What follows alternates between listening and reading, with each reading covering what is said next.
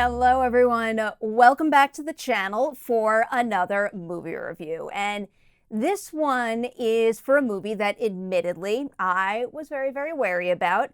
I do always try to keep my expectations in check, but when it came to something like Cruella, I really just couldn't shake the fact that I was very skeptical about how you can tell an origin story for an iconic Disney villain known for wanting to skin puppies, because on the one hand, no, I do not want to see anything like that on screen in live action form, but I also don't want the character's evil nature totally watered down.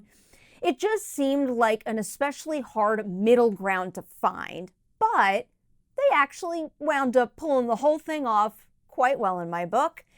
The movie stars Emma Stone as the title character, but introduces her when she's just a young girl named Estella. She befriends two thieves, Joel Fry's Jasper and Paul Walter Hauser's Horace, and they establish quite the system, stealing to make a life together. But then Estella scores a real job for Emma Thompson's character, the Baroness, and that job winds up bringing out Estella's killer instincts. So, this movie here is far from perfect, and we will get into that, but there is also so much to love about it. The energy, the vibrancy, and the devilish charm of the whole package, I found it utterly captivating. And the movie looks phenomenal, from the way it's shot to the effects and the fashion. Yes, I often admire stellar costume design, but I usually tend to get this kind of hyped over other elements of the filmmaking process. But in this case, I truly couldn't take my eyes off of those dress designs.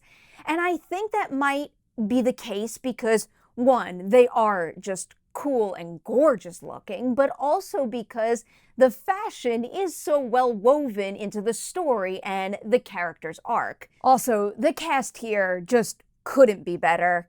Obviously, I do not know this for sure, but while watching Cruella, I do suspect that they're all giving their characters everything they've got, and also giving everything they've got to playing in this world, and it seems like they're very much enjoying doing it, and that's a quality that really leaps off the screen and encourages the viewer to share in it. Stone really walks that line between Cruella and Estella very well, and that's an element of the movie that works way better than it should have, and I think it has a lot to do with Stone's talent. Thompson is also divine as the film's big bad. Similar to what I just said about Stone elevating her role, Thompson does so as well, and I think you really get to see it, and it's undeniable in how she carries herself as the character and also with her line delivery as well.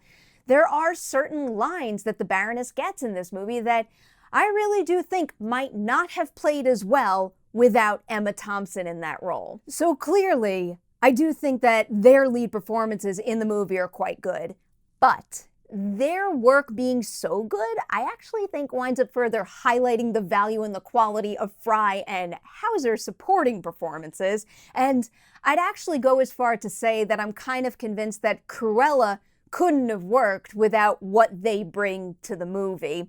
Yes, they do add to the humor of it all, but they also add a level of heart and sincerity that I really wasn't expecting from characters that I thought were just goofy henchmen.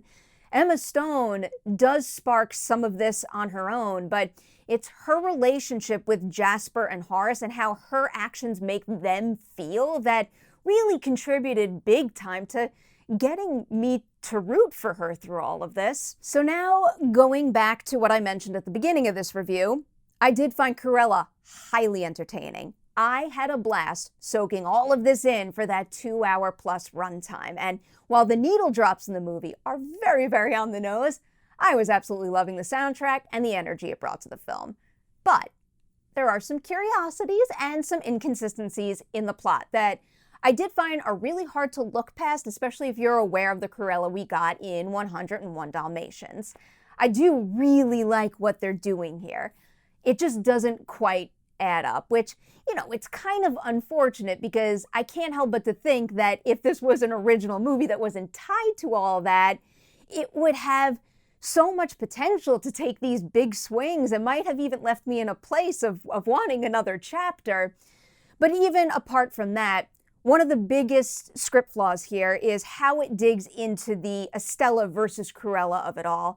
I think I just needed a better understanding of the transition from one persona to the other, and perhaps in order to achieve that, Cruella might have needed to be an even darker film, and I don't know if that was really an option here.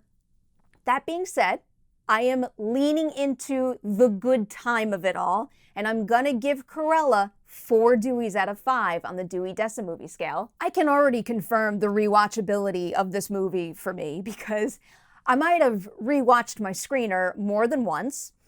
This is the kind of thing where whenever I walk into a room and it's already on, I'll probably have a very tough time peeling myself away from it and will have to watch it all the way through.